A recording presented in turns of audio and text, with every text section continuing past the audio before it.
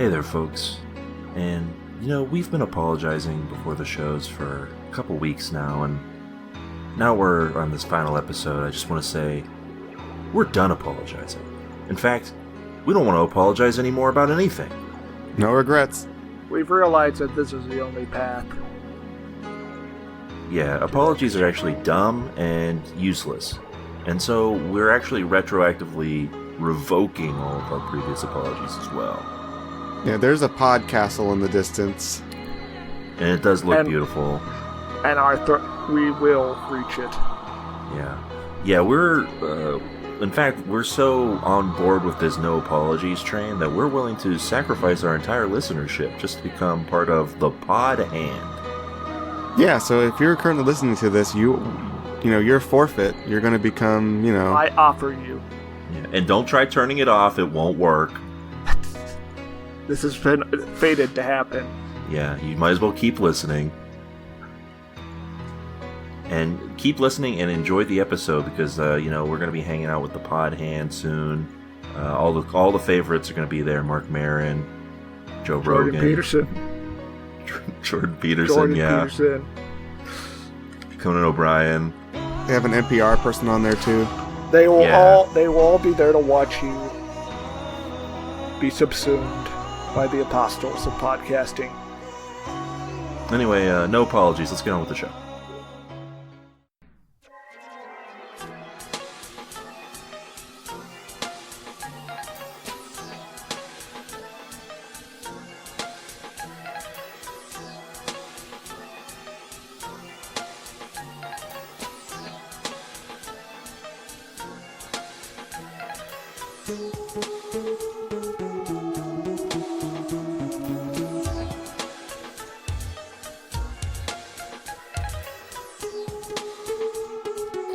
Hi there, folks, and welcome to the Pod of the Hawk. It's a Berserk podcast brought to you by us at TV Tuners. I'm your host, Swanson. With me, as always, is my co-host and sexy demon lady, Stairmaster.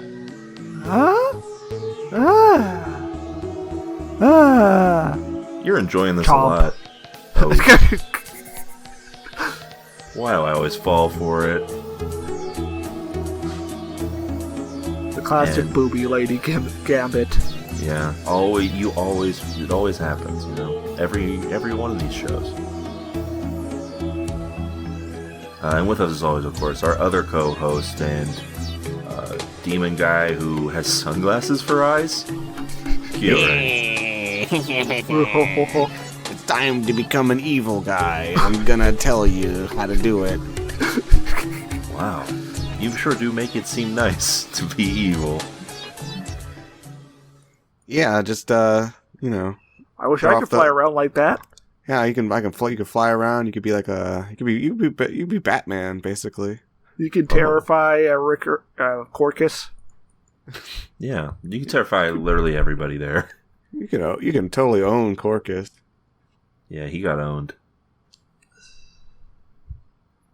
Really, when you think about it, they all kind of got owned. I don't think you need to think that much to come to that conclusion. They're like you could watch this and not understand what's happening and just have an innate sense that people just got owned. You're just like, oh, this is not good for anyone involved except for Griffith. Arguably not good for him either. I don't know. It seems pretty good for him at the end here. What do you mean? He gets to have his dream. I mean, okay. I mean, this is his dream, right? I mean, it's kind of like a dark perversion of his dream. I guess. I guess his dream was kind of vague. Thinking back, he really didn't talk much about anything benevolent. He just really talked about being a king, really.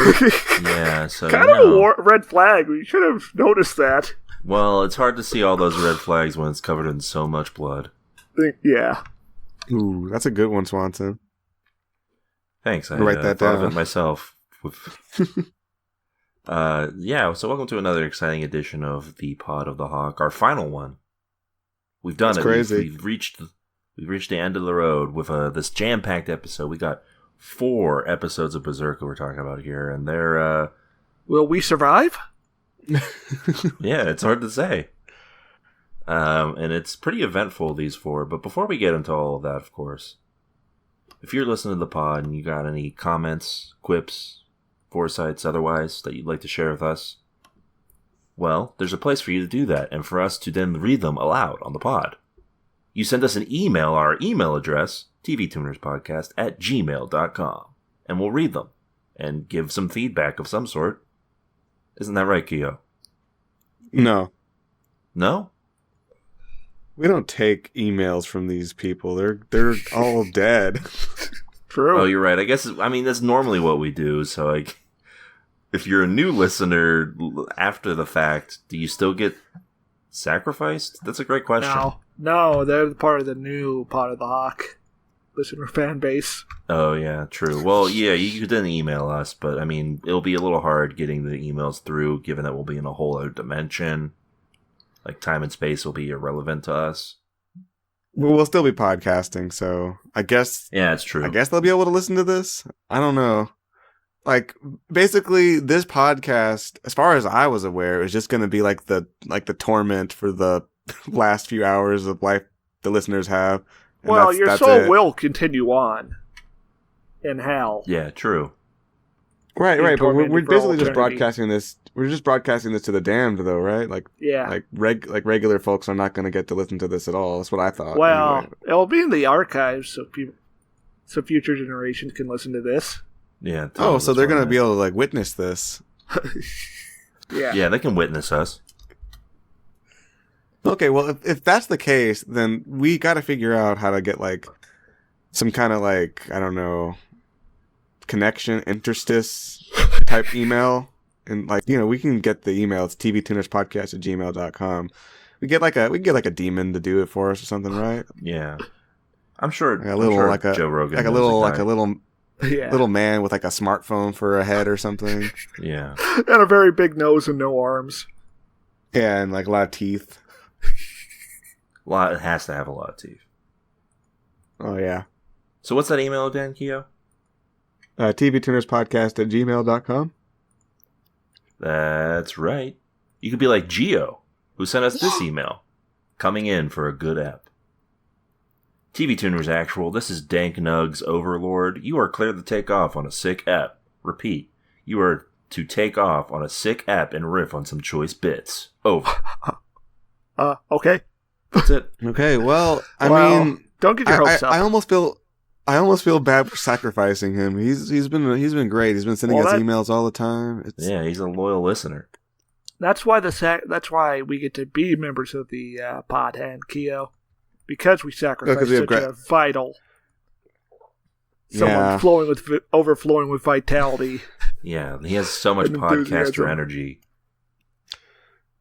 Yeah, I really appreciate it, Gio, but not enough to spare you because we're going full steam on this. Like that's it for you, Yeah, sorry, bud. No regrets. And there's no mysterious man on a horse to save you. By the way, Yeah, sorry. It's true. We took care of that because We didn't he's have the been budget excised. for that.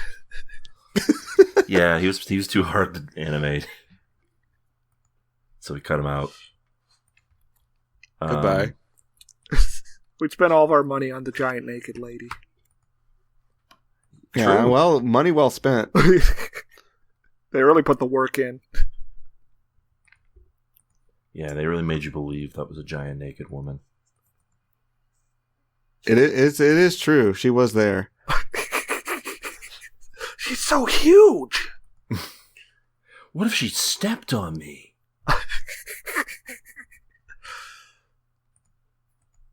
I mean, Anyway, thanks for that email. can Gio. you imagine though, just seeing a giant naked woman and that's like the sign that you're about to die? That would suck. Yeah, that would suck.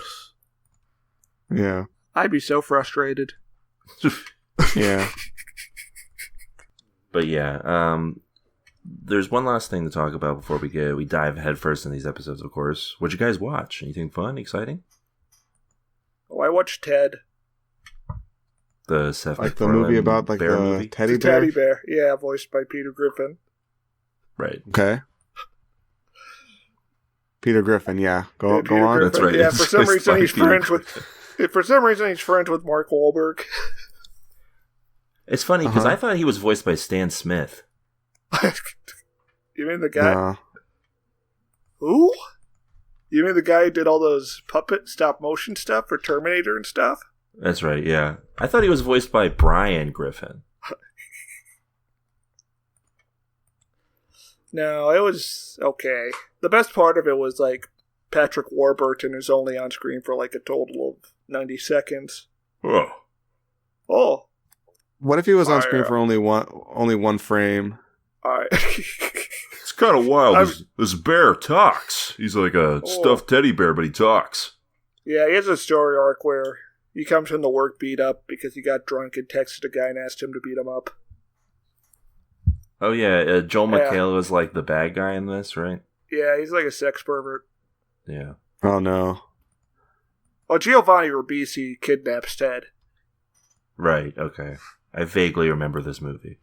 Doesn't the guy who played Flash Gordon show up at some point? Yeah, that was very hackneyed. That was very Seth MacFarlane-esque.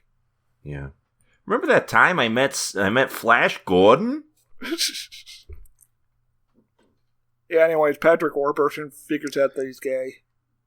And he walks out of the film holding a guy's hand. I, like dick. Yeah, that's pretty much what he says.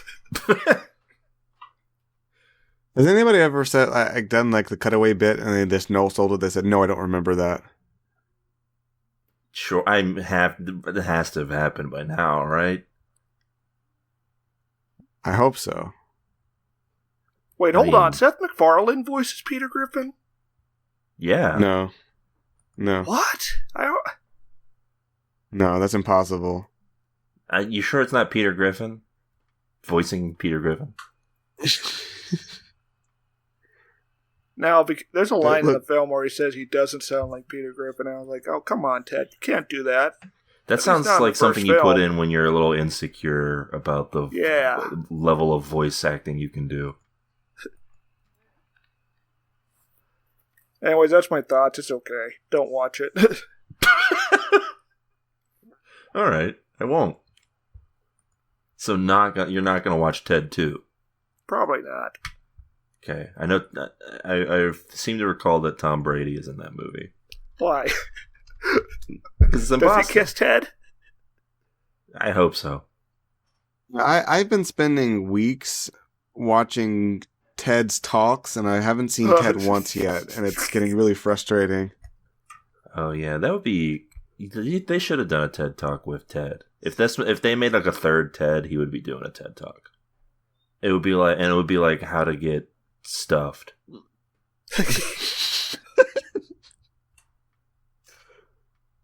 And he would walk off halfway through. Yes. If you need advice on that, just come to our Discord. True. We have a lot of information about various different types of stuffings. Do you have anything, Keo? No. All right. I only have one thing I really wanted to discuss this week that I watched. I finally got around to watching Elvis. Oh. As in Baz Luhrmann's Elvis. You made music. You made music, not a movie. The black community gave him permission to make music.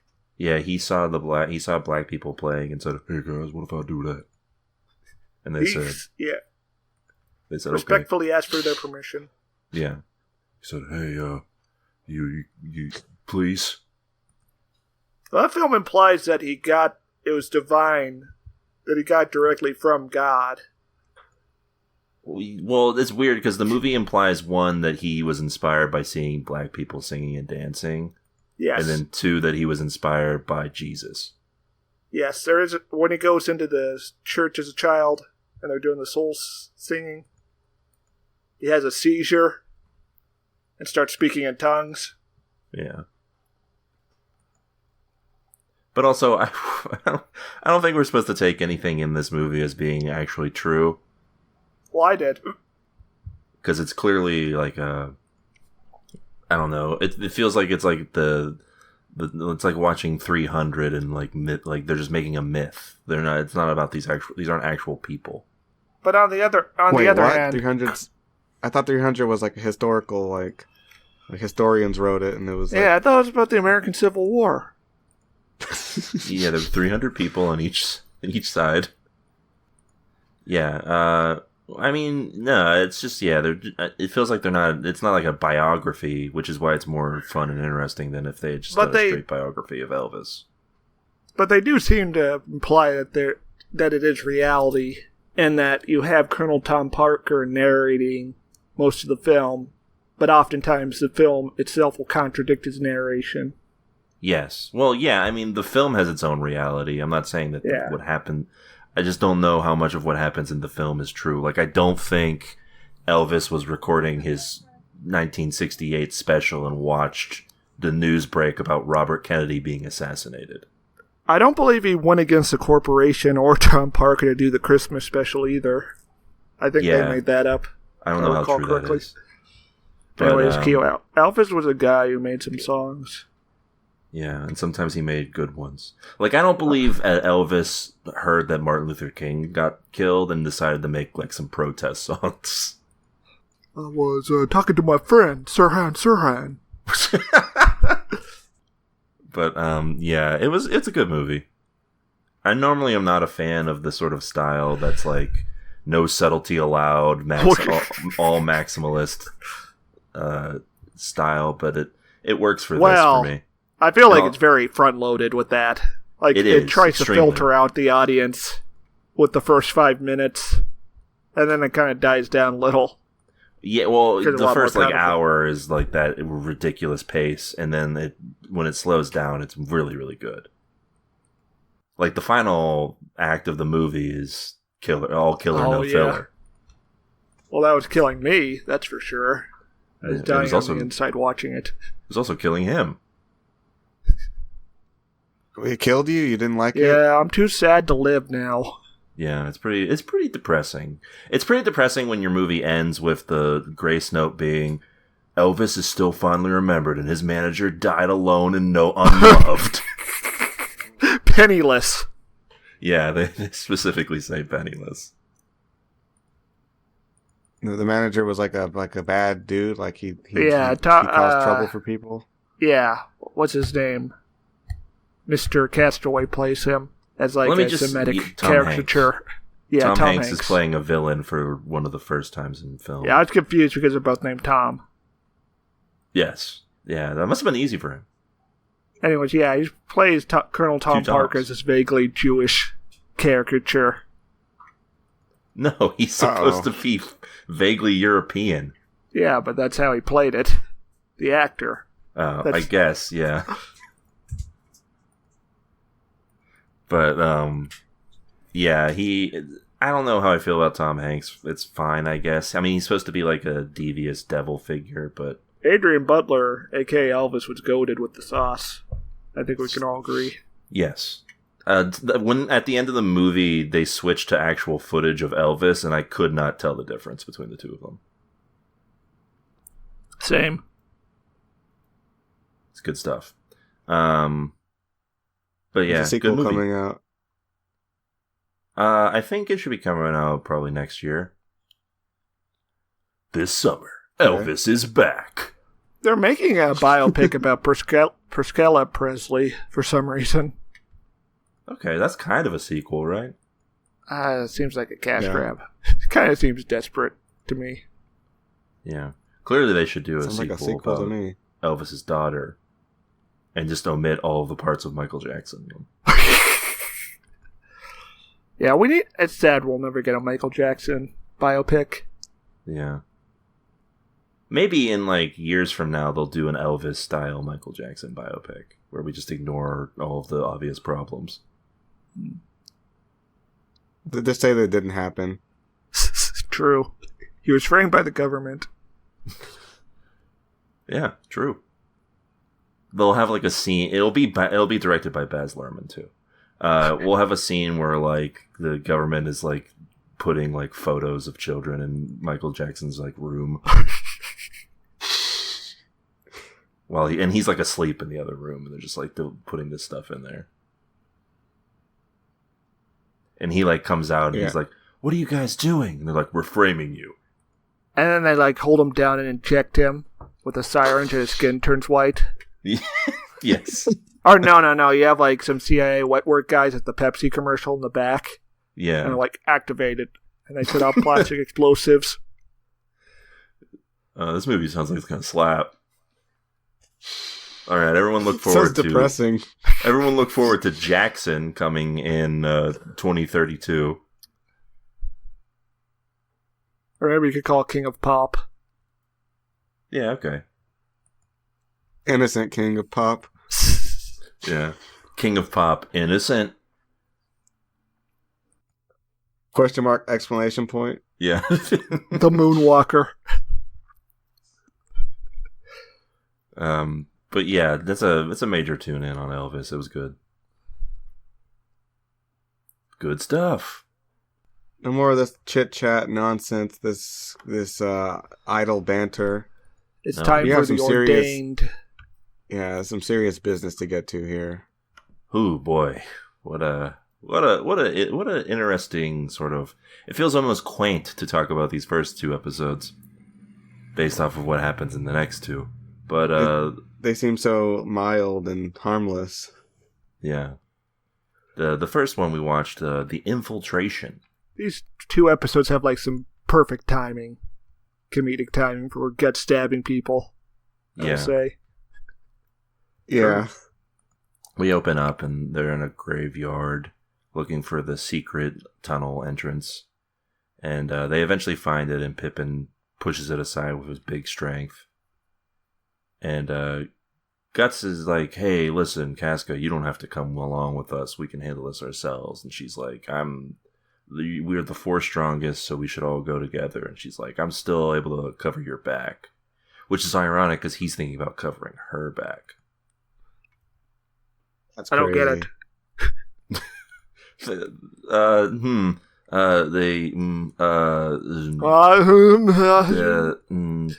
do you see when oh goodness! You see sometimes you need to, but you don't want to. What you go in there? Anyway, they go in there, and Judao is like, "Hey, he's like, hey, listen, we Griffith still has supporters from Princess Charlotte, who still wants that Griffith D. And they brought the core fighters so we can form the ZZ Gundam. Yeah. Yeah, they brought all the people who are necessary to do all this. And we get like Griffith cam. Where like we see live things Griffith reaction. Yeah. We get a live Griffith reaction. Where he's like, I can't tell if I'm insane or not. Well, yeah, because he's lying in darkness on a stone floor. Yeah, and he's getting these like prophetic visions. Yeah, he's like seeing Guts doing all Guts stuff, and he's like, I need this dude. And then like this little guy comes out of the wall. Yeah, tells him that it's almost time. You're gonna be king. He's like, that and then sounds cool. He goes into this musical number where all the animals are dancing, and he's like, I just can't wait to be king. Yeah, it's true. It was a weird break for the half of the episode to be that. Especially considering he didn't have a tongue. So the singing was very poor on his part. Yeah. Yeah, it was almost... to call it singing is charitable. Yeah. Because... I can make out... They had subtitles to say what he was, singing, so I didn't mind too much. Yeah. It was weird, too, because they had subtitles with, like, a little hawk bouncing along to each word so you knew what he was saying when. Yeah. I thought that was cute. But yeah, we follow up with our good pal Rickert, and things are going great over there for him. He's fetching water for people. The troops are all excited. They can't wait to see Griffith again. and he notices a fairy flying by. Driving by. Beep, Driving beep. by, zoom, zoom, beep, beep. Yeah, it's like this beautiful view over the moonlit lake. At night. He's like, wow, this must be a great omen. And then he hears people screaming, and he's like, "Oh no, is the enemy attacking us?" And in a way, he's correct. He gets there, and there's just some demons all around. He sees some dude hanging from what might be a tree, but is in fact the mouth of a demon. He sees that fairy again, who's a topless woman. Yeah, and she's just like... Not topless, you mean completely nude. Yeah. Yeah, demons don't like clothing. Facts. Well, Zod does. Yeah. But, it's not the good kind of nude, it's the, murderous kind of nude. Yeah. It's that murderous nudity that... We need to talk more about murderous nudity. Yeah. Listen, people need to be warned about this kind of thing because it can be dangerous. We'll get to it regarding Corcus. But, Rickard freaks out, rightfully so, and that's literally the last we see of him in this entire series, so does he die? No, Skull Knight saves him. Yes. They've cut out any mention of Skull Knight, and I don't know why. He's an integral character to the story. Obviously, because he saves Rickard from what in this is certain death. Certain death, yeah. He was doomed with a capital D without Skull Knight's intervention. It must be because they could only do 25 episodes. That's what I have to imagine. And they knew that from the start? I mean, when does Skull Knight show up? Right that scene we just That's his first about. Appearance? Yeah, it's saving Rickard from the demons. Oh. Okay, I mean, I guess at that point you would know whether or not you were doing any more. Well, I assume from this offset they would know they were only doing 25 episodes, so they had to decide what to cut.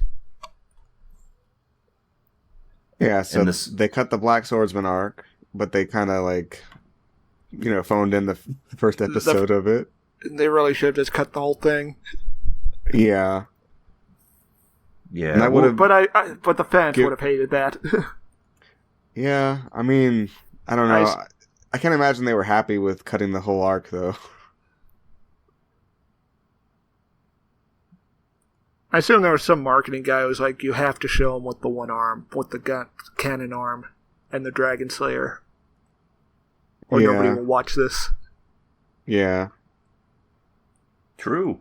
Yeah, so Skull Knight's cut from this, and Rickard is dead. Again, he plays an integral role here. They could have shown him for a second, they could have fit in as. Instead, what we were left to assume is that Rickard has been brutally murdered. And never mentioned again. Yeah. He's murdered and eaten by these demons. Is that a fairy lady supposed to be a reference to the Lost Child arc, Kyo? That's literally just her. That's just her. Oh, I thought... I could have sworn that she was younger in the manga.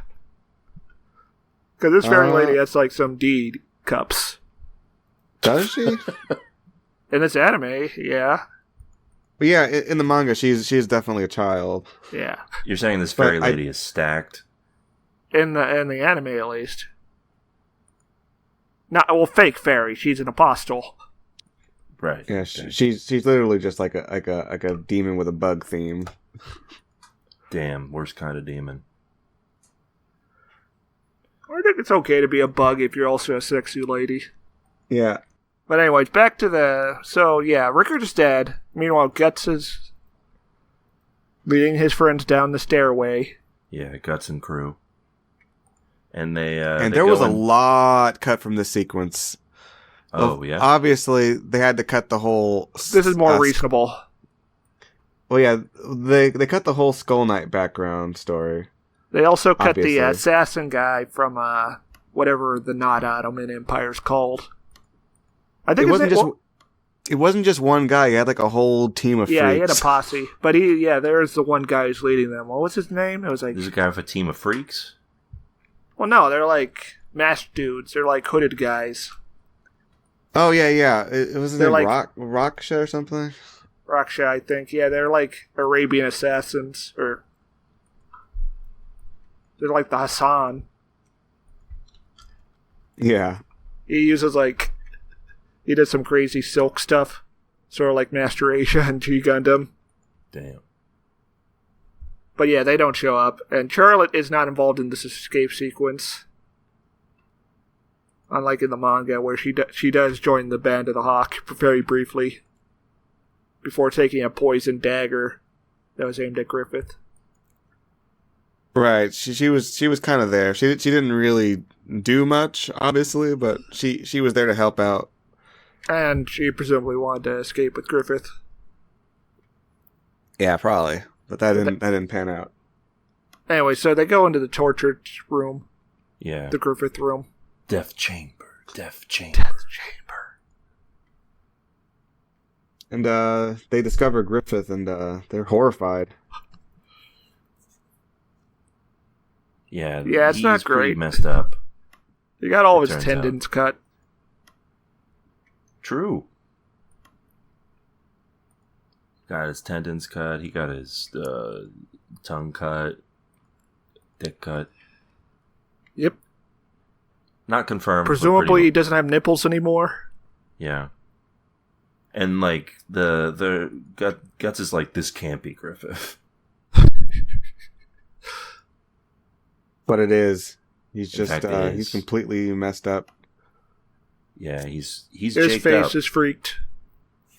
Yeah, He's got a freak face now. they see his face and he's like, no one look at this. You must never watch this. And the torture guy like closes the door behind them and he's like, don't worry, the soldiers are already coming. You guys can't get through this door. It's Like, three this times is thicker a than... much. Yeah. This you'll never get through this door. You're And gonna then- end up just like Griffith.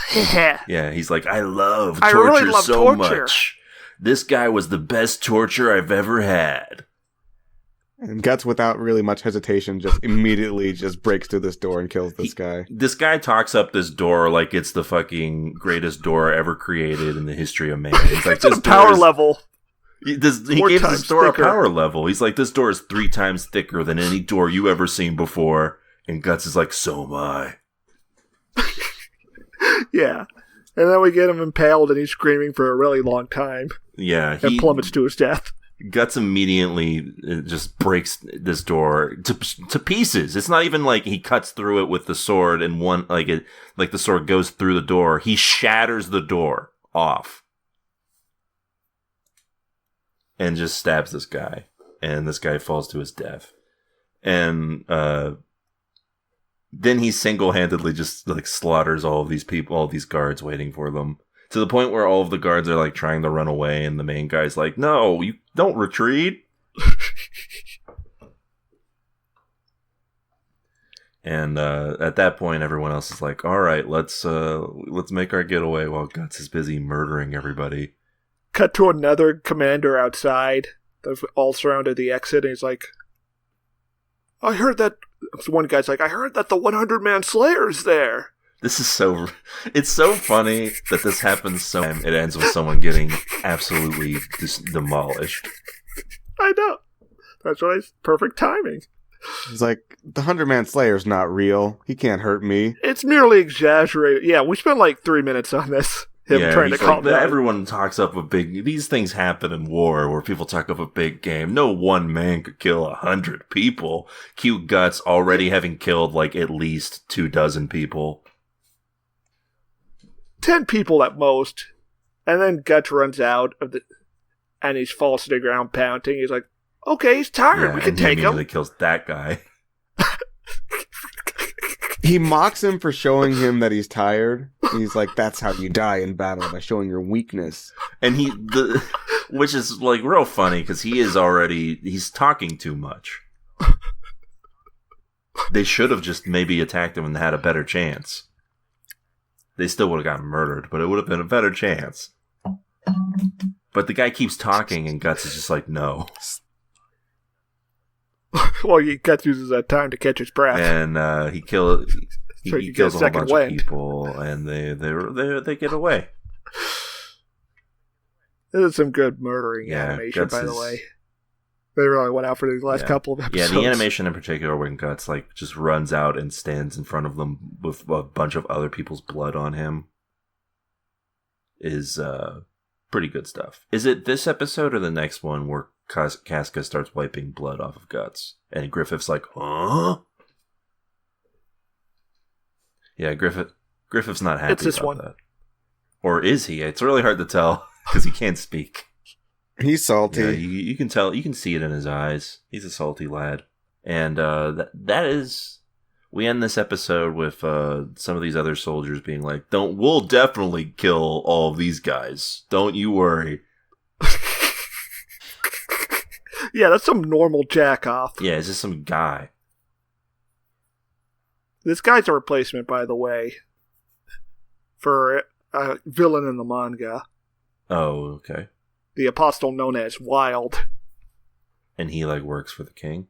It was like the war crimes demon that the crown apparently just keeps in their pocket. Yeah, this is a nasty guy. They only call this guy out when, they need something done that's really despicable. And, the knights are just don't you dare call those guys knights. They're disgusting freak monsters. And, it's no exaggeration. There's a lot of murder and rape involved with him. Miura goes too far with this one, I gotta say, folks. It is very satisfying when he dies. It is. So Swanson, we get to see Corcus kick. Yeah, we're introduced to this wild guy, charging with his knights, and he just got a whole bunch of nude corpses on pikes as they ride along on their horses. Yeah, from a village that helped the Band of the Hawk escape. Sounds like a cool dude. Yeah, just like a chapter prior. No, he's a disgusting wolf he's man. A normal guy. Average American soldier. Yeah, he sounds like your average. Clint Eastwood would make a movie about this guy. But anyways, instead, in this next episode, prelude to the Eve of the Feast is the next episode we watch. Yes. Instead, we get a random white guy, random dude. We're back at the camp, and everyone's sort of like, "Whoa, Griffith's here! Wait a second. That's not what I was expecting at all." Well, no, we get the chase scene with the white guy. No. Where he also gets stabbed. No, that doesn't happen yet, because they yeah. Oh, yeah, they take a break. They take a break. And they take a break. They take a breather, and they meet up with the people in the. Or no, yeah, you're right. We do open up with the people running away and stuff. Yeah. Yeah, the chase scene. Yeah, there's a big chase going on, and Casca's like, "You guys take Griffith, and we'll go stop these guys." And while they're battling, Griffith gets kidnapped by this generic dude, and he's just talking so much shit. He's like, "Look at this guy. Look at this guy. You call this guy Griffith? These guy's nothing. Look at him." And he's talking so much that Guts has time to run up and stab him in the face. Yeah, so in the manga, Wild takes him hostage after he's gotten beaten around by Guts and Pippin. And that causes Zod to interfere and murder his ass for interfering with the future king. I don't remember that happening at all. Interesting. Wait. Oh, yeah. You're right. Also, I said he's a wolf man, but he's more like he transforms into an ape man. Yeah, he's like a disgusting, horrifying ape man. And, I mean, the real memorable thing that he does is not really with Griffith, to me. Oh, yeah, well, yeah, we talked about that, I think. Did we talk about that? About him murdering all those women? Well, I mean, he does that, too. But there's a whole sequence where, he's in his full apostle form, and, he opens his mouth and reveals his tongue. And oh, yeah. And he's also got Casca, and he's like, "Hey, let me grab you and show you what this tongue do." And he's like doing this in the middle of battle where Guts is still there. Guts is just like, "What's up with all this?" Yeah. So, but yeah, he does after this, like he overpowers Guts and all of them, and he's got Griffith, and he's like, "Hey, this Griffith guy, he's like my little boy. I'm gonna like tear him apart." And then Zod's like, "Yeah, that's not happening, bro. Like that's not." Hey, listen, dude, you can't be tearing this guy apart. He's like, "Hey, the God Hand. They said rule number 1: do whatever." And Zod's like, "Yeah, I'm doing whatever." And it turns out he's an old man. Doing whatever to you. Damn, owned. Yeah, and that's how also in that fight Guts breaks his sword, which is why he doesn't have it at the eclipse. Oh yeah, they just don't have that happen at all. Yeah, just like his sword is just and gone, it's just never explained. I guess. Yeah, I was wondering why exactly there was like just nothing. He had like a lame little sword. A little sword. He's just not doing anything. He had like a little knife, like a little baby sword for a little man. Yeah, a little sword for a little guy, for a little man. But anyways, the important part is we get a cool scene where Pippin and Guts whop him in the face.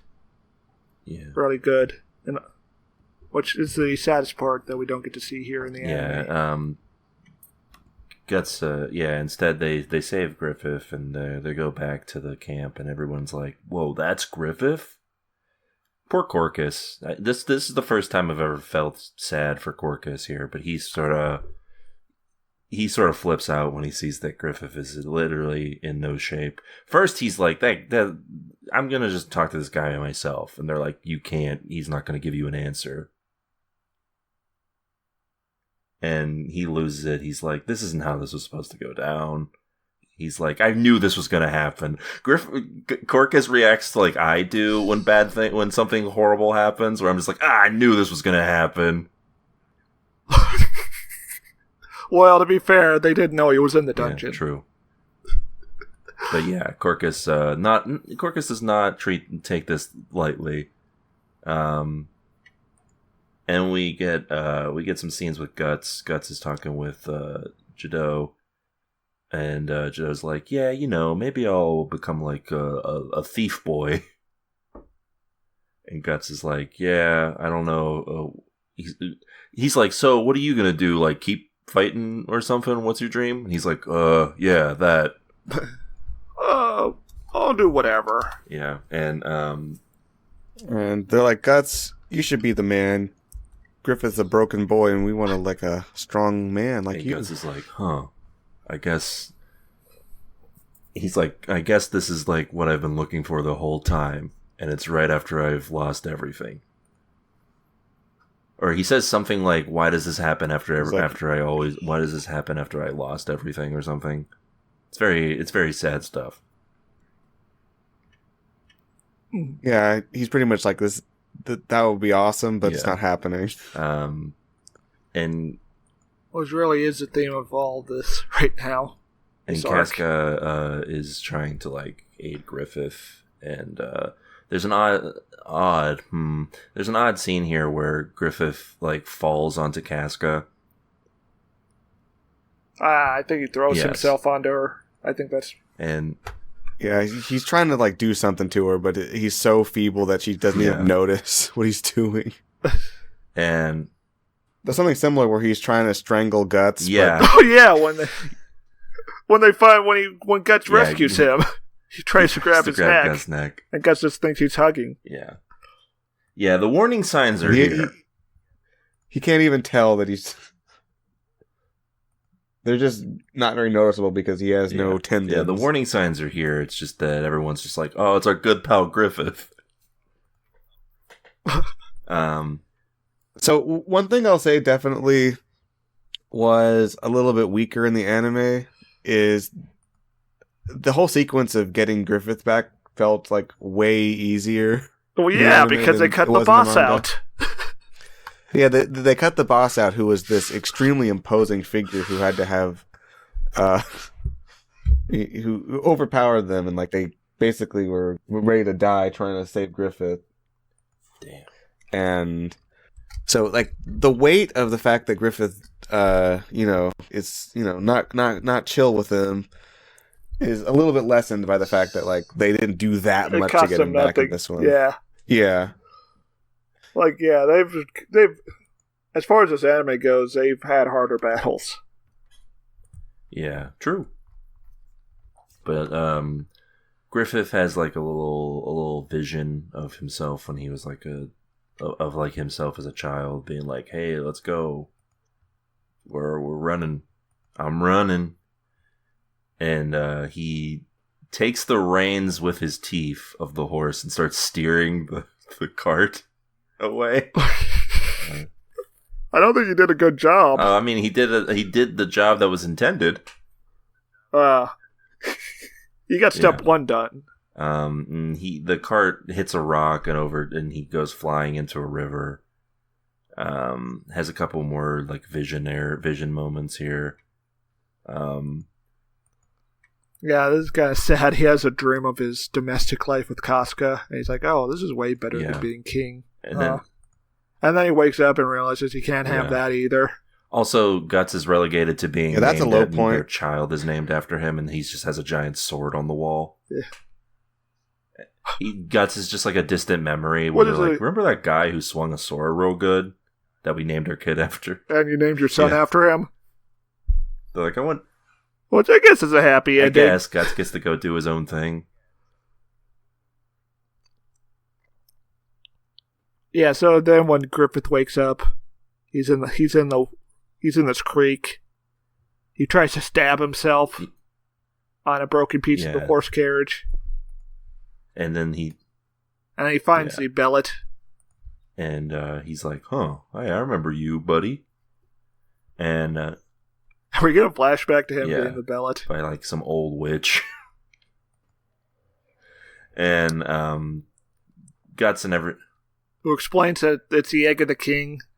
That's with it, the destined holder will seize the world by making an offering of flesh and blood. And he's like, flesh and blood, huh? And he sees Guts and everybody running towards him. It's weird because Griffith did seem like he wanted to murder Guts and and mess around with Casca, but he also is like, "Hey, don't come over here, buddy." If only he is trying to stop Guts from what is about to happen, I guess. Yeah, well, remember his monologue when he's laying on the floor in the dungeon? How he spells out all the emotions he feels for Guts. Yeah, true. Love and hate. The duality of man. Yeah, so it's sort of like Char Aznavour. True.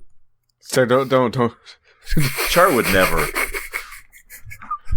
Char would never sacrifice. Char would never do what. Char would never be that honest. Griffith does in the last episode. Yeah, he would. Well, that's because he's asexual.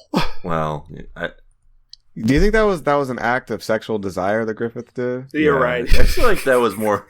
Well, I don't think that would come to I don't think the idea would come to an asexual. It's true because Char would never sleep with the princess. Yeah.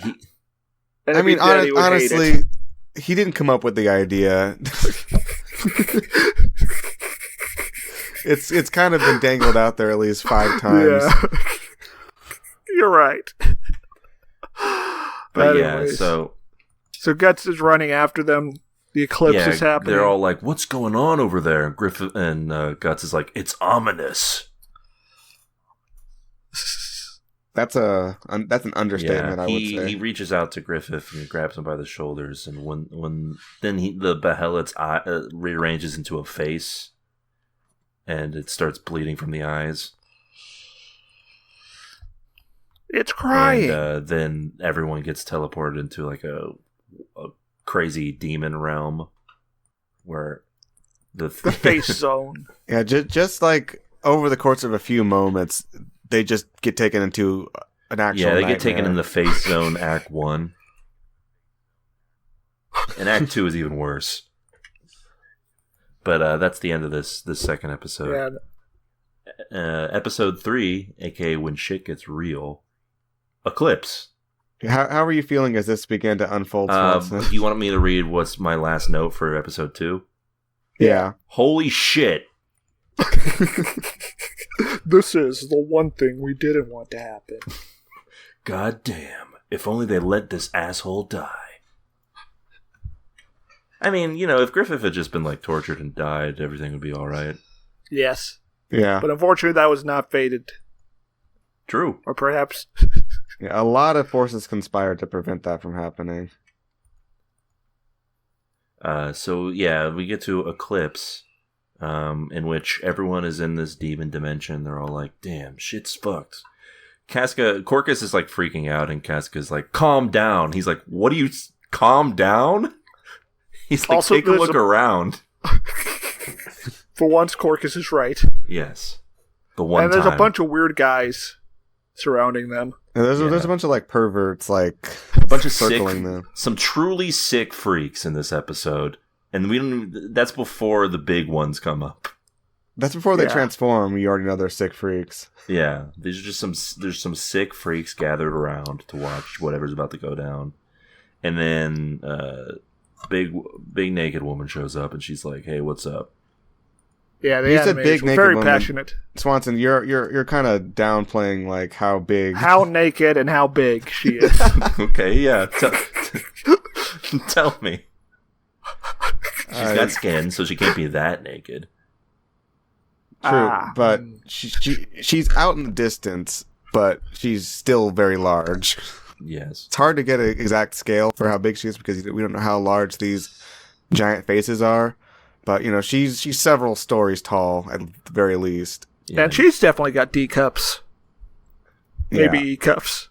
I feel like I'm going by Western measurements here. I feel like the measurement is off because she's from, another dimension.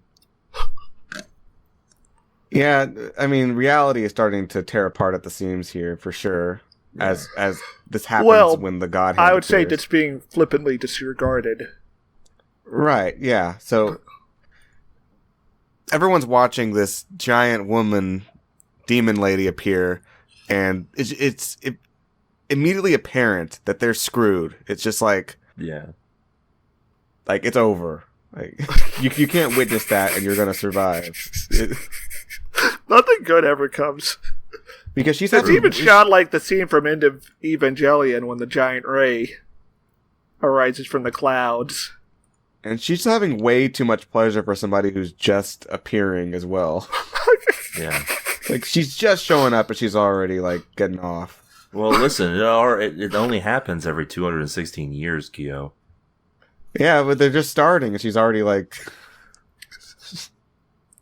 Yeah, so various different horrifying creatures appear at this point in time. Yeah, big dude with sunglasses for eyes shows up, aka my favorite guy. Who you've already forgotten the name of. He's the smallest dude. I don't remember the name of any of them. He's actually a small dude.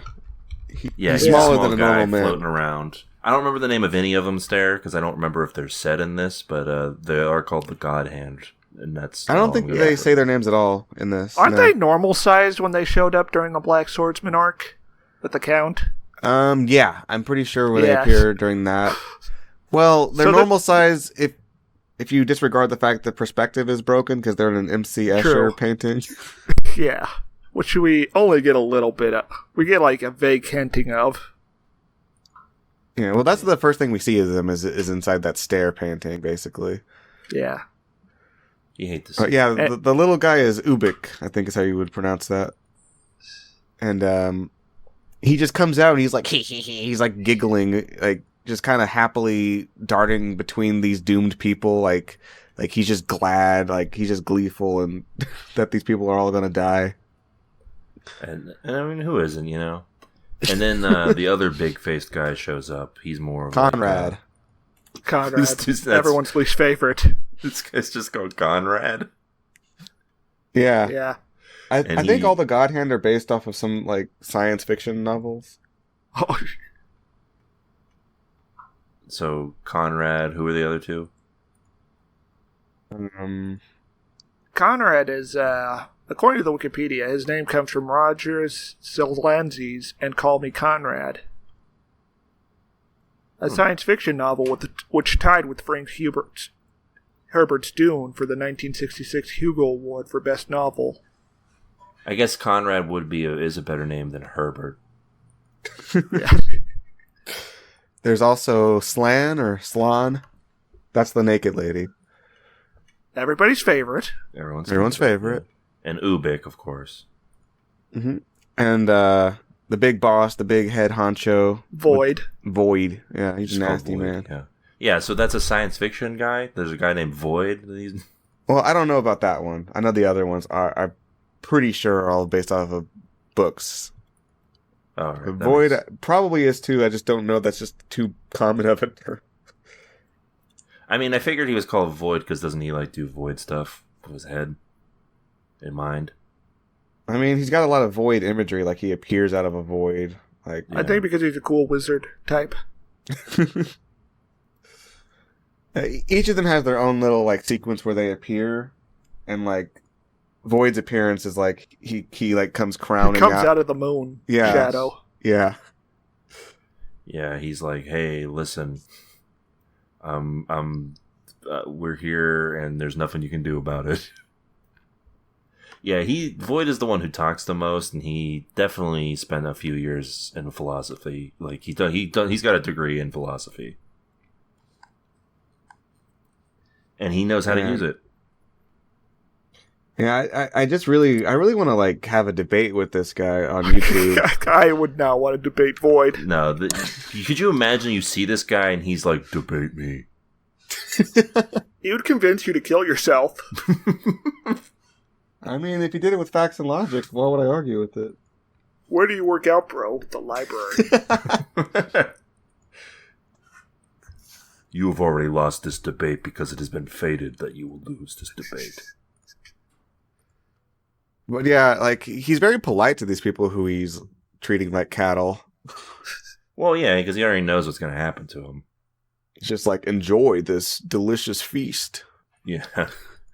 And perhaps they never had any choice but to become cattle, Keo. Well, yeah, and he's very happy about this. Yeah. I don't know. Swanson, do you think these guys are cool? Do you think these guys are good? Do I think they're cool or do I think they're good? Because there's two different. I think they're cool designs. I think they are bad in terms of their actions and what they do. Well, really, Griffith does everything. Well, they allow all of this stuff to happen. They don't just allow it; they preside over it. And encourage it. Happen. If Void doesn't say anything, Griffith might have second thoughts. But Void's like, hey man, you should do some shit. Oh. Yeah. Yeah, imagine if they all discouraged Griffith from doing it. Yeah. Hey, you really wanna, It's hey. I think it's hey, we're pretty disgusting. A lot of bad things are happening, and we do evil stuff. And is this really what you want to do? These guys are your friends. It's is this really what you're up for? Are you really down for this? But since Griffith was fated to do this, perhaps he would do it nonetheless. See, I don't know. I mean, Griffith's only option is to go back to being a mute cripple with no dick or nipples. Yeah, I mean, when cut by guts. When your options are like that, I feel like you gotta go with the hand you're dealt. You're saying this is he made an ethical decision to sacrifice all of his friends? I would say rational. Yeah, I don't know about ethical. Maybe rational. But also, it's in line with Griffith and what we know of Griffith. So I would probably make that decision. Oh, I know you would, Stare. If I got all my shit fucked up like that. I know for a fact Stare would. And I would say there's probably a 50-50 chance I would. I'd probably just think about do I really want to be a demon man? Seems like it might be bad. Yeah, I would think it about it. Would be it would be a very selfish decision I'd make, but I might not make the decision. It depends on who I'm sacrificing as well. Is it just supposed to be people you love, or is it just people who are around at the time? People who you care about. You can't just sacrifice anyone. It's got even if Griffith wasn't in a completely different area when he got the behelit, they still would have gotten taken there. Yeah, well, they were fated to be there. Swanson. Okay, well, there's one thing. There's one thing they cut from this that really kind of paints a different picture of this, about the whole fate thing, that I think is really, really deliberate. That's just not in this anime at all, because they cut the whole Black Swordsman arc. But there was the Count from Black Swordsman arc. He actually does make appearances in this anime. He's like that slug guy who first he appears he appears to threaten Rickert, and he gets. Yeah, go ahead, sir. According to the comments I read, the snake guy from episode 1 also shows up. Possibly. I wasn't paying that close of attention. He might have been there. I don't know.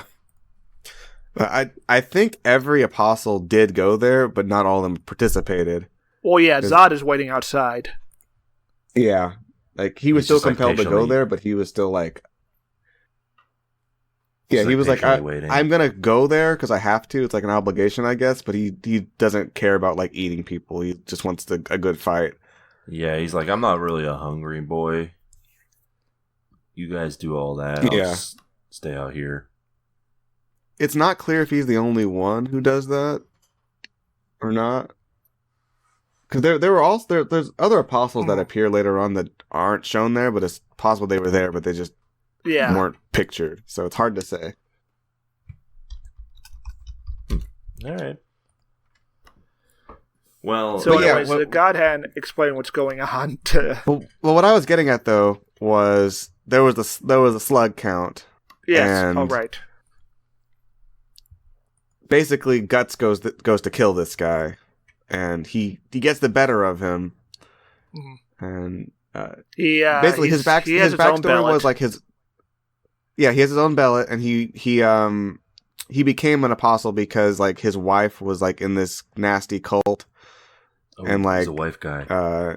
They were at some ritual, and he slaughtered all of them, and like his wife was like, "You can't kill me," and then like his bellet activated, and the God Hand offered him to like, you can become like a big demon man, and you won't have to be sad anymore. And he was like, "Yeah." So basically, they're introducing the rules. Yeah. So those are the rules. You make a willing sacrifice, and it's supposedly fated to happen. Yeah. However, what happens... So Guts fucks his shit up. Yeah. So Guts beats him. You want to tell the rest of it, sir? Yeah, so he calls God Hand again. He's like, help me! And they're like, okay, sacrifice your daughter, who was also a major character in this. He's like, oh, blah, blah, blah. And he chooses not to sacrifice her, and he gets dragged into hell.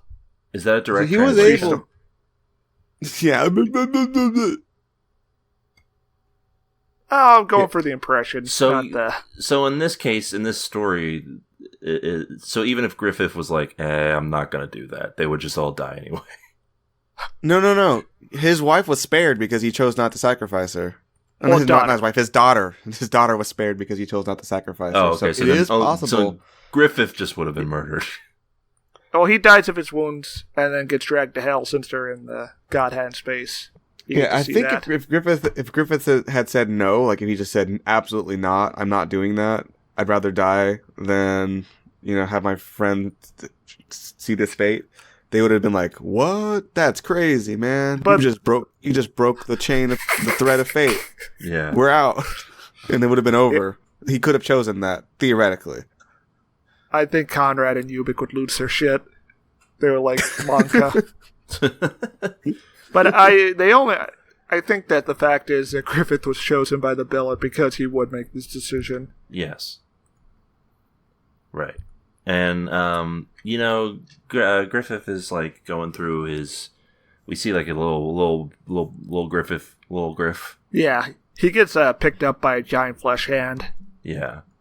And Ubik's like, hey, let's show you your past. Yeah, the giant hand of flesh, and like Guts is like Griffith like and Guts are like holding on to one another for a moment there when the hand is being formed, and then Griffith. But remember, Griffith has no muscles in his arms anymore. Yeah. Yeah, so his arm like rips. Guts is like, "Oh, I better let go." Yeah, and he Guts like holds on with his little tiny sword because I guess he doesn't have his big one. The term is dirk. Reasons that are not explained in this anime. And yeah, we get a little Griff. Griff is running around the streets. He's gonna go to the castle. He's going to the castle. He wants to go to the castle. Where are his friends? But all of his friends are gone. And also there's bodies everywhere. What the hell's going on Well, here?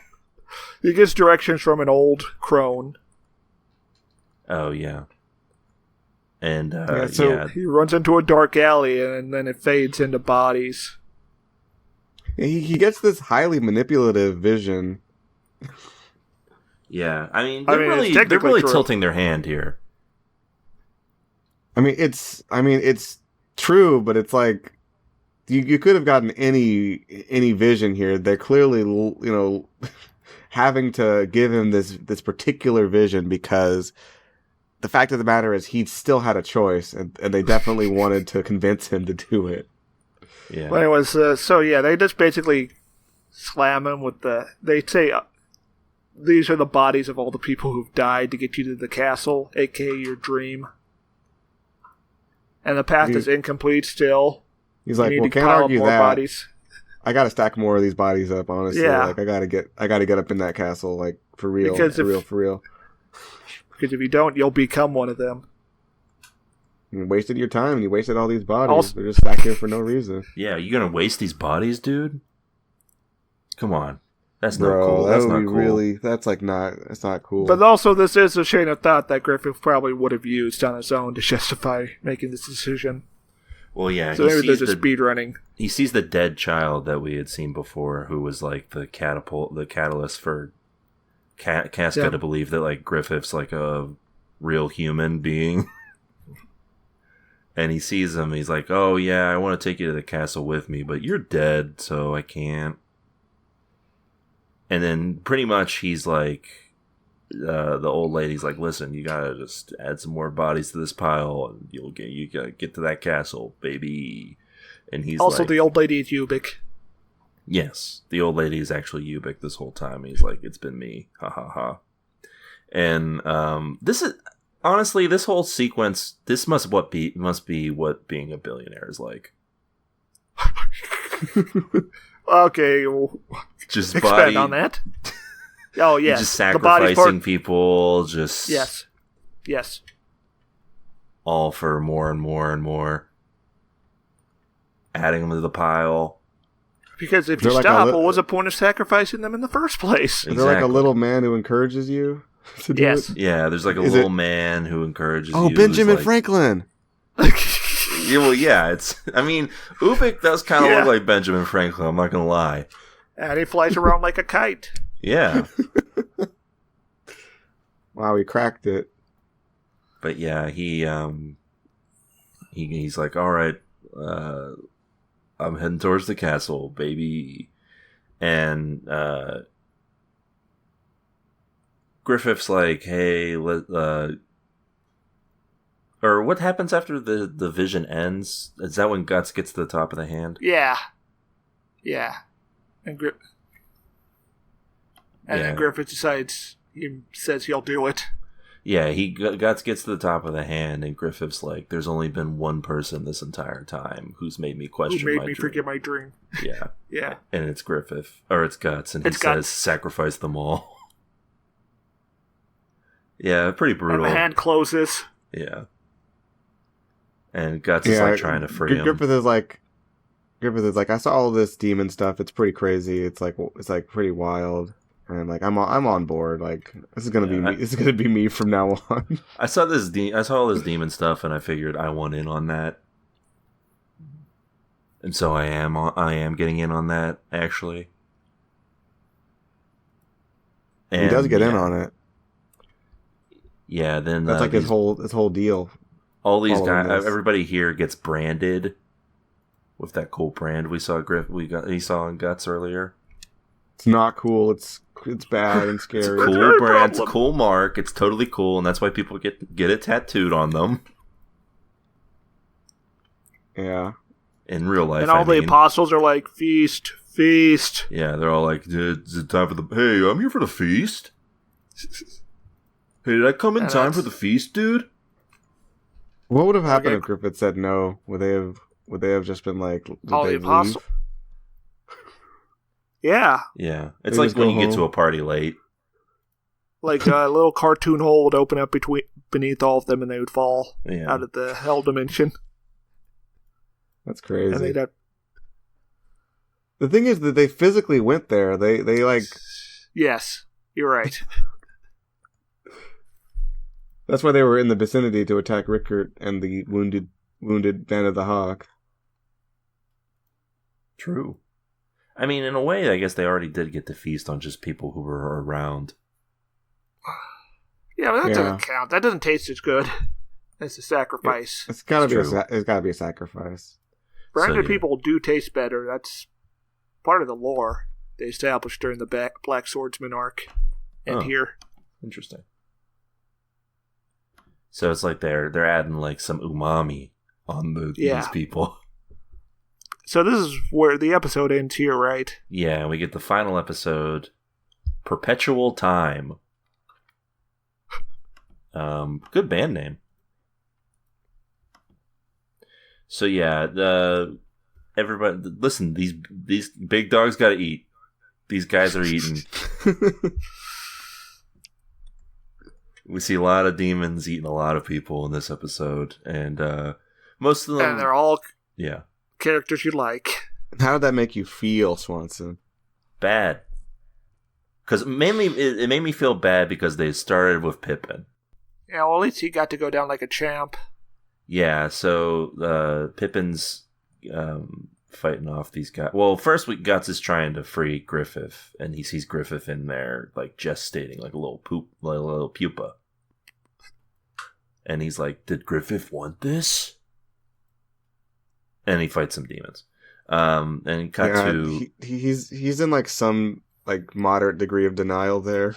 Yeah, and Casca is saved from certain death by Pippin. And Pippin's like, "Listen, you gotta go." And Jadot takes her away, and she's like, "He's like, you're the leader now, so you can't be dying. We'll all die for you." And when they see in the distance Pippin getting overrun by some demons, I mean, he's probably a big snack. We're kind of missing a little bit of the context for. We're missing a little bit of the context for how strong these apostles are because the anime doesn't show very many apostle fights. But each one of these apostles is like unbelievably powerful. Like each one would probably be able to take them all on. Well, yeah, but like I think the average apostle isn't a badass warrior before they contract with God Hand, like Zod was. I mean, so they have the strength, but they don't know how to use it. So that's why Guts can get good heads in on them. Well, Guts is also unbelievably strong. I mean, the first couple of apostles we saw were the Snake Baron and the Count, right? Mm-hmm. And the Count was just some guy. Yes. And he was insanely strong. Yeah. So, I mean, obviously they're not all equal in power, but there's like a power floor you can kind of see with these guys. So the fact that there's a huge swarm of them is so unbelievably hopeless that it's just like it's so devastating. And the word they used to describe it is just despair. Yeah. Yeah, we get Corcus, and he's like, he's not having a great time. He saw all of his guys. All of his friends die. All of his friends die. He's running away from numerous people. He's like, "This is just a dream. I'm just dreaming, guys. Don't worry about me. I'm just having a dream." And not a dream. Not a dream. There's a hotted boobed woman. Yeah, this is how Stair's gonna die. I feel like. Like, if death ever comes for Stairmaster, I feel like it's going to be like this. If. Well, yeah, you always got to add an if in there until it happens.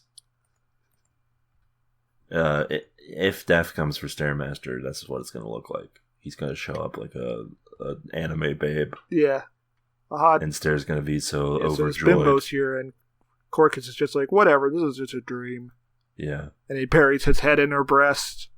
It turns out it's a xenomorph woman. Yeah. That we didn't get to see, because they cut that too, right?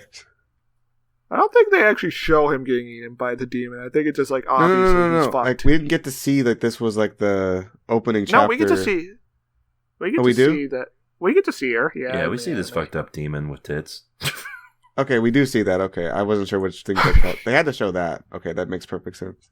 Well, yeah, they had to. They were. I think it was contractually obligated. But yeah, from they, the beta chapter of the manga that doesn't really make sense.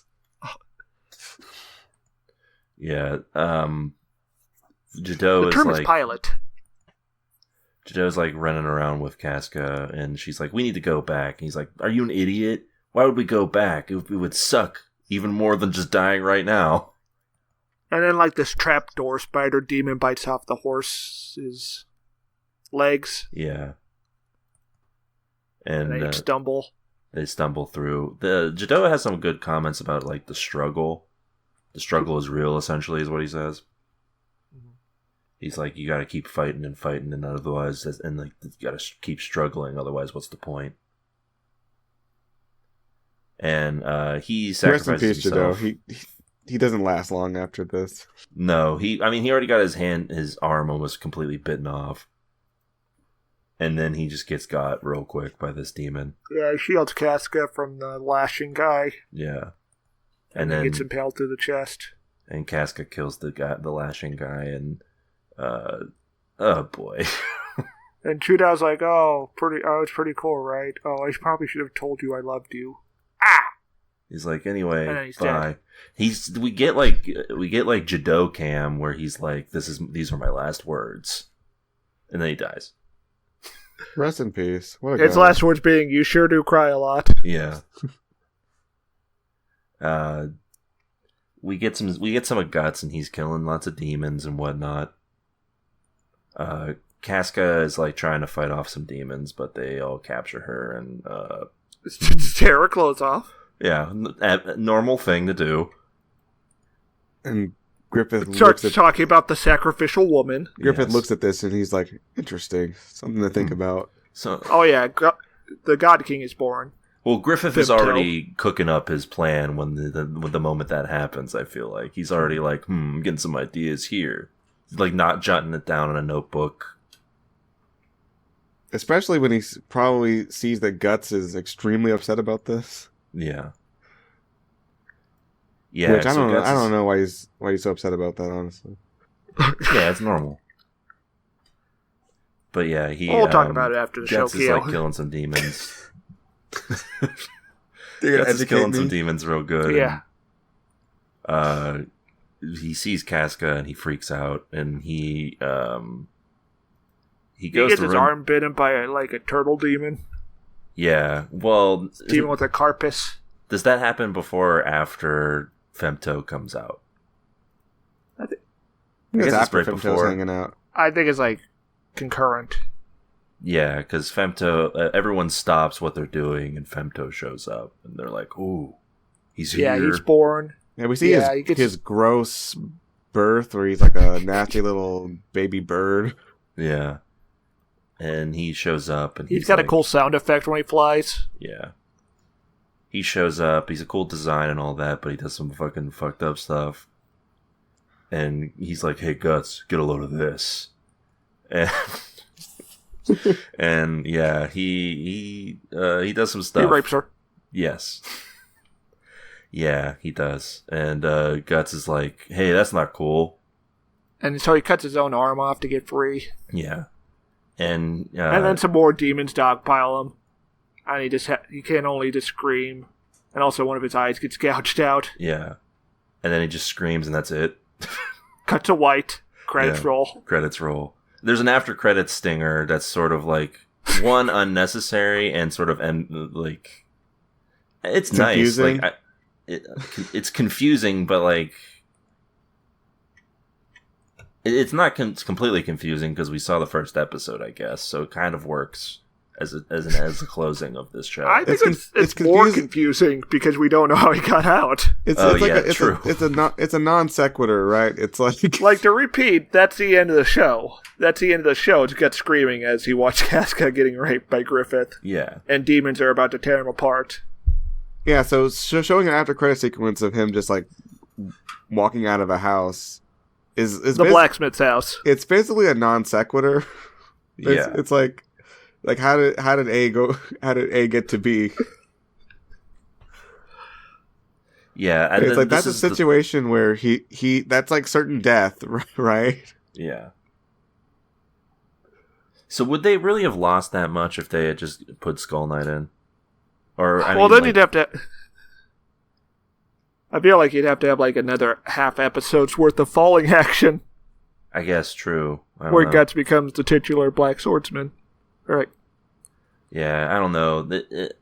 It was fine enough for at the ending. I think there should have been an actual ending instead of a cliffhanger. Like actually, what you should have done was just taken out the Black Swordsman stuff. Oh, yeah, take out episode 1. They like half did it and didn't include any of the important stuff from it. I would have appreciated that being spent on Skull Knight. So it does feel like an actual conclusion. It's just this time the conclusion is they're all dead. Except, like I kind of harped on this a little bit earlier when I was explaining about the story of the slug count and all that stuff. Mm-hmm. That is important for the theming of the show and would have been valuable. It sets up some stuff. Yeah, but they don't do that. So like the little piece they showed us is very like pointless. Yeah. Yeah. And so really, this adaptation has failed by its first and last episode. Well, everything before the ending is good. Yeah. And by good, I mean like horrific and terrifying. I'm just saying, you have to apply all these qualifiers to the first and last episode. True. Yeah, it's very it's very strange, and I guess it's because they didn't know what to cut, and there's probably some hard decisions that had to be made. Maybe there was some meddling too from somebody somewhere. But it's like they made some strange decisions on what to cut from this and what to add into it. I'm sure they could have cut some stuff from the Golden Arc, or they could have just done 26 episodes, like most. That too. So since this is a TV broadcast, and they order episodes in batches of 13 weeks, but it might have been Golden Week might have happened during one of them. I don't know. Yeah, like nothing airs during Golden Week besides like talk show specials. Possibly. They could have had, like, instead of showing Guts at the end, they could have shown, like, 2 seconds of Skull Knight facing off with Zod, and he's like, "Get out of the way, Zod," and then that's or just have Skull Knight busting through the wall and have no explanation of who this guy is. Well, yeah, they could have shown him for like 2 seconds at the end of Rickart's moment, right, to show that he was there. He just shows up and he's like, "I'm here." That's easy to fit in those 2 seconds. Something like that. If they were really that pressed on time, that they just couldn't do it. But yeah, that's it. That's the whole series. Right there. We finished it. The whole anime series. Yeah, that's the whole manga series. That's the entire story of Berserk. You're telling me there's more? All this stuff happens and then Guts leaves the house. Yeah, the end. You're telling me there's more, Star? No. You could read the manga, I guess. I don't know. Unfortunately, they never did any. They did make a movie trilogy, but that's also just the Golden Age arc. So no one's ever done anything beyond the Golden Age? Nope. Unfortunately, no. Well, there was a TV series. I don't think so. Referred to as Berserk 2016, and it's bad. I don't believe you. I don't believe that's real. I've heard it's bad from you. Yeah, on this podcast. If you want 3 episodes ago. If you want to keep going and come to the conclusion that Berserk like kind of sucks, you can watch that. Or you could go to your local library and see if they have Berserk. True, and I'm sure there's no way to read Berserk online. If you Google read Berserk, 10 sites will not come up on the first page on Google. Well, some of those first chapters, you might come to some bad scans. Be careful, everyone. Be careful out there, folks. Anyway, what's our final thoughts here on the Berserk series? Is it tune in or tune out? The anime, of course. I'm going to have to say, as a whole? Yeah. I'm going to have to say tune out just because of that ending. I'm going to say read the manga. Which I never say. Like, they get so many parts, they can, like, nail so many parts, and then at the end zone, they just whip it. I can't, sorry. Interesting. I'd give it a tune in still. I think it's definitely worth watching. Like, I liked it, but I feel like if this is going to be your experience with Berserk, you should watch the manga. There's so much more. There's so much more. I will be watching the manga. Yeah, watch the manga. Yeah, I mean, I'll be honest with you guys. It's the first time anything has ever made me want to read the manga. So, Which was the point of this whole TV show, was to be an advertisement for the manga. Right. So it worked. So Swanson's like, I gotta see what happened to this Guts guy. I mean, it's not only that I want to see what happens to this Guts guy, I just want to see, like, the full story, even if it ends up being super fucked up and weird. Yeah, Swanson, this a lot gets censored in this anime. A lot. Yeah, that's what I've learned. Maybe sometimes for the best. Because Mirror was young when he wrote some of this. Yeah, like some of it, he does go a little too far. He gets a little bit too like he's like, I could draw whatever I want. And later he does draw fucked up shit, but at least that's better thought out. Yeah, some of it is a little bit into the territory of he's just trying to shock you, but it works though. So how can you argue with them? Yeah, right. So that's a... Mira did nothing wrong. It's true. Tune Justice for Mira. Bring him back. So that's a tune out from us. That's a read the manga from us, it sounds like. Okay. Well, I definitely, if you have read the manga and you want to just experience it in animated form, which I definitely do, I say tune in. Yeah, let's tune in or tune out. All right, well, hey, listen, that's a tune in on Berserk. Nice try, Stare. Your opinion's been sacrificed. So yeah, hey, listen, that's about it for this. Can you believe it, guys? We've completed our journey. We have. We've ascended, in a way. Well, I mean, we will by the end of the podcast. Yeah. How many listeners do you think are still alive, like clinging on to life, trying to get the last couple minutes in on this? Oh, Puff Pfeiffer. I think it's just Puff Pfeiffer. Sure. Yeah, he's got his little hobby nippers, X-Acto knife to fend off the demons with. Yeah. Martin might still be there. That's about it. Well, yeah, he's used to that sort of stuff, living in the Baltic. Yeah. It's true. But yeah, this was, of course, a Buy Me a Coffee series. And if you have something that you want us to discuss, all you gotta do is go over to buymeacoffee.com/TVtuners. A single coffee will give you a single episode for us to discuss anything you desire.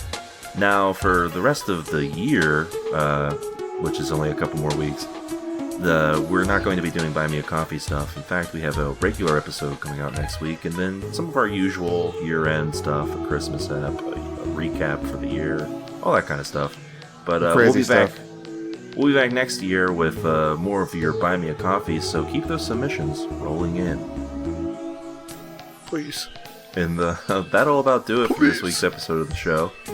Until next week, keep sacrificing. Bye. It's over. It's over. I found him. Hey folks, did you know that Stairmaster appeared in the original Berserk manga, but it was far too messed up to be adapted into the anime? That's right. I had penis-sized